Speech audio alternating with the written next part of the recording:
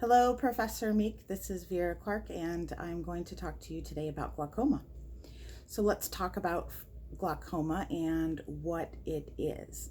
So glaucoma is a disease of the eye, and what happens is the aqueous humor that is located inside the eye, which is actually the fluid in the eye, comes under pressure.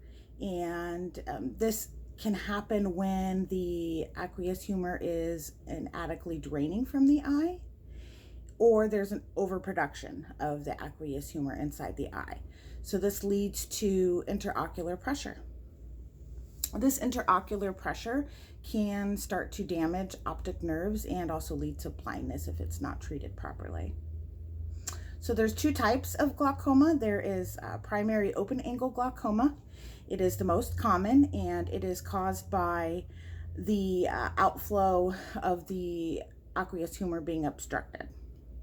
The second type of glaucoma is primary angle closure glaucoma, and it's also caused by a blockage of the outflow of aqueous humor, but it is a blockage that stops the flow from flowing into the trabecular meshwork. So let's talk about signs and symptoms. This disease actually can go unnoticed for some time. Sometimes the symptoms of gradual loss of vision aren't noticed right away. The loss of visual fields may go unnoticed until it really becomes predominant because the central field of vision is not compromised and it remains intact. What happens is a patient might show signs of diminished accommodation when PERLA is done. Testing of the intraocular pressure will reveal high levels of pressure. A patient might experience tunnel vision and blurred vision, as well as halos around light, and a condition also known as ocular erythema, which is inflammation inside of the eye. This could probably be found on examination of the eye by an ophthalmologist.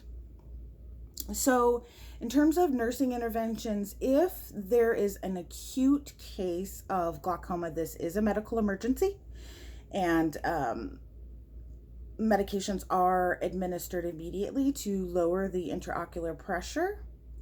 A nurse would also prepare a patient for a surgical procedure known as a peripheral iridectomy. So for chronic glaucoma, nursing interventions really include a lot of teaching. So a nurse would teach the patient the importance of medications and their need for lifelong use. They would educate the patient on the disease of glaucoma itself, the pathophysiology, and what to expect, what causes it, what the signs and symptoms are, and how to treat it.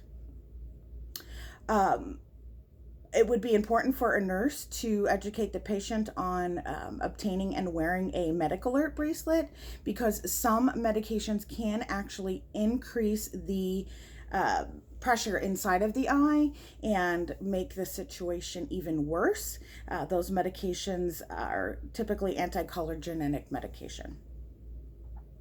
So patients would be advised to speak with their healthcare professional before starting any new medication or taking any medication, including over-the-counter medication, and avoiding anti-cholinergic medication.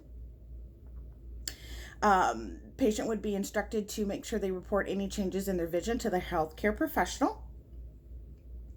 If they experience any new or worsening eye pain, that would be something that they would need to talk to their healthcare professional about immediately, and the nurse would teach the patient about what to look out for. In some cases, a nurse would prepare the patient for a trabeculectomy. Sometimes doctors will prescribe or have that ordered to decrease the intraocular pressure, and the nurse, of course, would provide post-operative care if that were to take place.